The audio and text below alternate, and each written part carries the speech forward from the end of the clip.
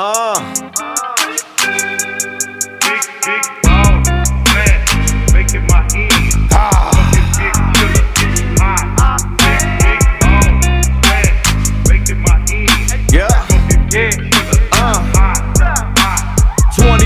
What up, YouTube? What's going on, man? You guys already know who it is, man. It's your boy, Sports God TV, where we talk sports like religion. If you haven't already, make sure you hit that like and subscribe button, man.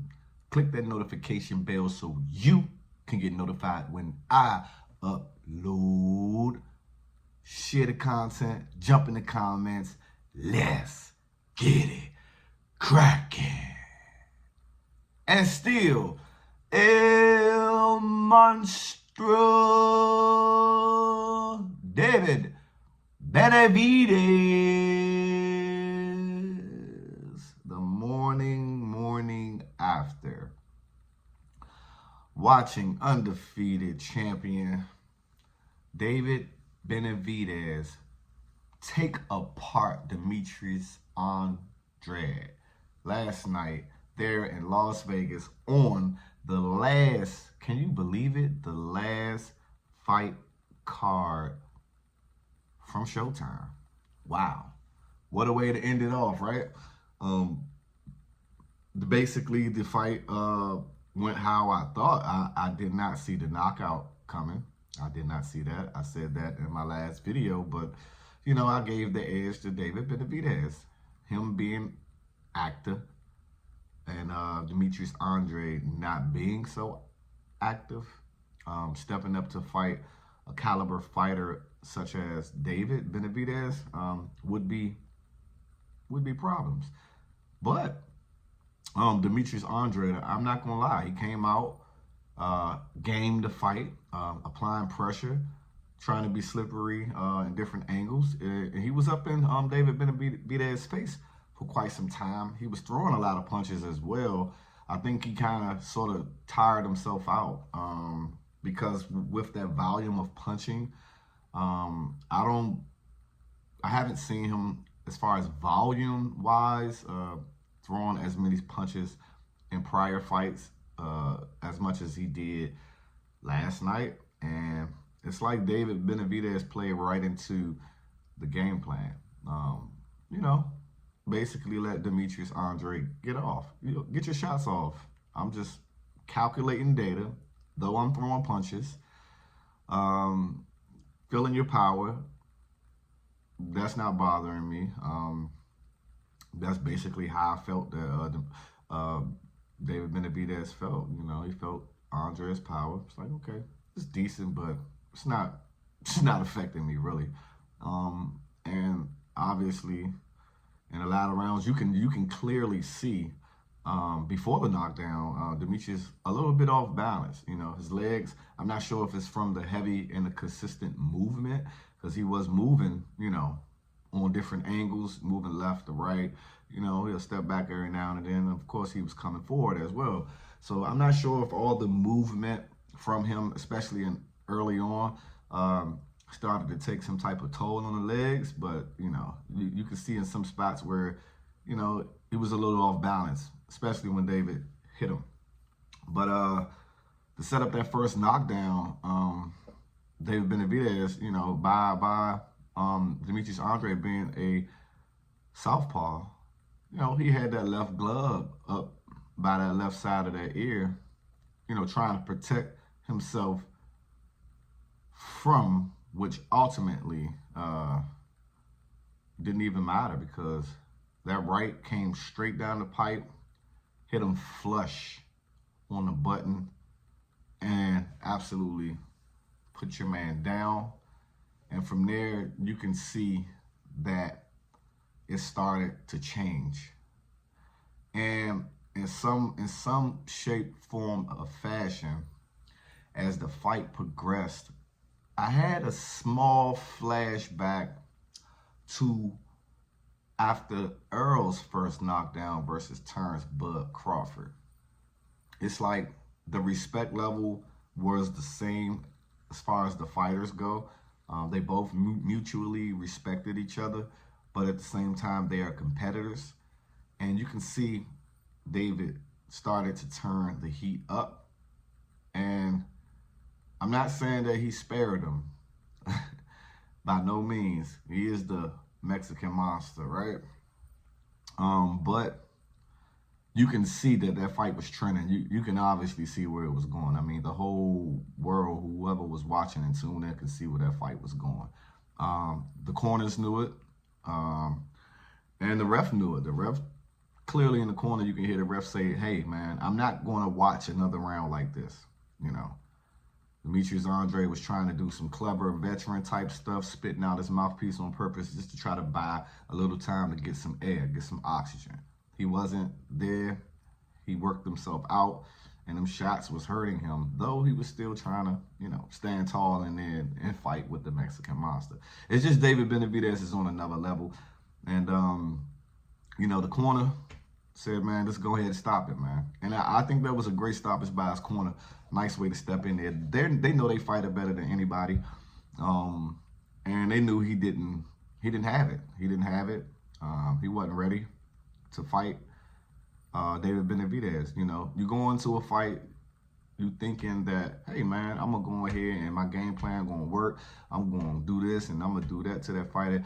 All plans goes well until what Mike Tyson used to say, you get punched in the face.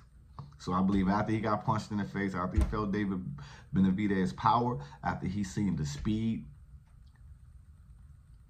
he knew mentally he was already defeated. He knew that, the corner knew that. It was just a matter of time before he gets overwhelmed by David Benavidez. Now, for me, the only fight that makes sense, I mean, come on, y'all. These guys got to give us the fight, man. I mean, you got Canelo Alvarez, and David Benavidez. I mean, it's hands down need to be the fight made maybe for Cinco de Mayo or something. 2024, let them two get a fight in early on in the year. They both fight an opponent and then make the big splash, man, for Cinco de Mayo, man. That's what makes sense to me, man. But overall, great performance by David Benavidez. Kudos to Demetrius Andrade. He was game. He was ready to fight, but his game plan and his boxing skills, it just wasn't enough. It wasn't enough at all against a more superior, dominant fighter in David Benavidez. Now, the co-main, David Benavidez's brother, Jose Benavidez, and Jermall Charlo. That was a good fight as well.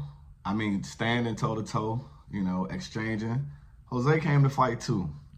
He had some power. It looked like some of his punches were landing pretty decent. And Jermall Charlo, I mean, from a guy that's been away from the sport for 2 years, you can tell in some spots where he was a little tired. Maybe because just the output, it's a total different ball game when you in there boxing actually versus sparring. But I was impressed. I walked away from that fight saying that with being in the gym more, getting back in tune to, fighting highly competitive challengers, I think Jermall Charlo is going to be fine. I think he's going to be great and finish off what he started. He looked phenomenal. Punching power was there. He hurt Benavidez a few times in that fight. He didn't put him away. But shout out to both of those guys because they clearly had bad blood for each other during the press conferences and in the weigh-in. And it kind of they was talking smack inside of the ring, obviously. Jermall at the end of the day said, back behind stage that he came up to him. Jose came up to him and said, "Yeah, you whooped my ass, man. Woo woo woo." And they dapped it up. Because you didn't see that inside the ring. You didn't see the sportsmanship factor. You still seen them two looking at each other with the evil eyes. And Jose didn't stay around to speak after his loss. He just went back to the locker room and kept it moving. And so you didn't know how that was going to turn out, but to hear, Jermall Charlo still give the Benavidez family a lot of credit and respect that he did. And obviously, he's hurt by his own situation when it comes to family and stuff like that. And this is his brother and things of that nature. And you could hear the man, calling for peace, whatever they have going on, within their family. But overall, I think Jermall Charlo, Big Charlo, yeah, he ready. He ready to get back active, get his name back buzzing. And shout out to Lamont Roach, man, DC native. It's like your man Hector Garcia, man. The 2 losses he took have come from the DMV. If you don't know what DMV is, it's DC, Maryland, and Virginia, right? DC was Lamont Roach last night, taking a win. And obviously Tank Davis is from Baltimore, Maryland. So shout out to Lamont Roach for getting that W last night, man. What are you guys' thoughts and comments of the last and final Showtime fight card, man? Gonna miss Showtime, gonna miss those all accesses.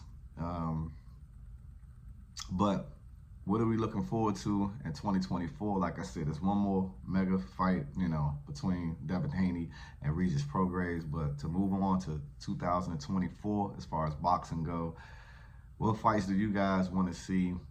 Who has the edge when it comes to Canelo Alvarez and David Benavidez? Drop your thoughts in the comment section. It's your boy, Sports God TV, where we talk sports like religion. And I'm out. Until the next time.